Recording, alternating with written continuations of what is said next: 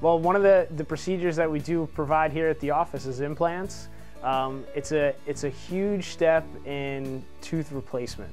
The old way is people thought as they age and as they get older, they lose teeth and they're going to end up with dentures at some point, and that's just not the case anymore. The way implants are very predictable, when they're almost one of the most predictable procedures that you can have done in dentistry right now. As implants are placed, it's a great way to replace form, function, aesthetics of the tooth, whereas when you're talking about dentures or replacing teeth with something removable, you know, that just basically doesn't cut it anymore. People don't want to have teeth that come out. They don't want to have, you know, they're embarrassed with the spaces and the teeth shifting and moving.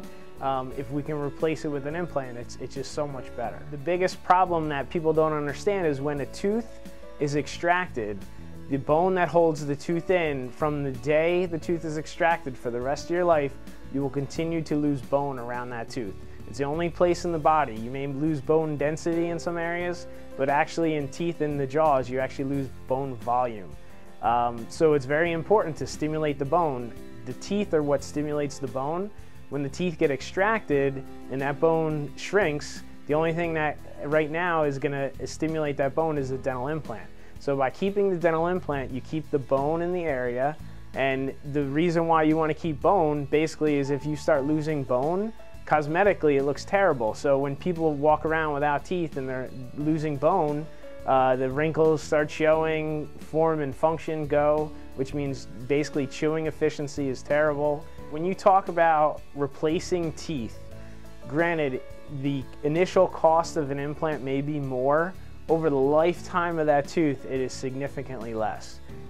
Basically what you consider doing, say if you do a 3-unit bridge instead of doing the implant because it's a little cheaper, the insurance covers a little more, probably within 10 years, 30 to 40% of those have to be redone. And the main reason why it has to be redone is there's probably decay on one of the teeth, and then that tooth is compromised. So now you're talking about even doing, you know, instead of a 3-unit bridge you're replacing, now it's 4 units, and all of a sudden now it causes this cascade problem where one tooth replacement is now 3 teeth and 4 teeth, and then over the lifetime of that, you know, of that area, you're probably redoing it 3, 4, 5 times, whereas when the implant goes in, it's replacing 1 tooth.